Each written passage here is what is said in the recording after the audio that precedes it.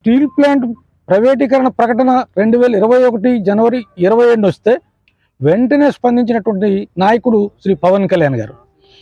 నిర్వాసితులకి, విశాఖపట్నం ఉక్కులో పనిచేస్తున్న ఉద్యోగులకి నేను భరోసాగా ఉంటానని చెప్పి ప్రధానమంత్రి గారి దగ్గరికి, అమిత్ షా గారి దగ్గరికి ఫిబ్రవరి 10న వీళ్ళు కలిసి నచ్చజెప్పి వచ్చారు. దాంతోపాటు అదే సంవత్సరం అక్టోబర్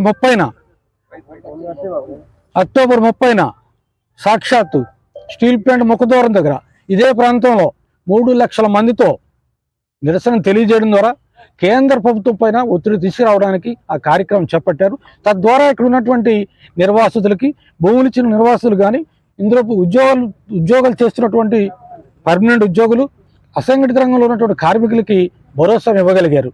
దాది ఆనాడు చేయాల్సిన పని ఎవరిది?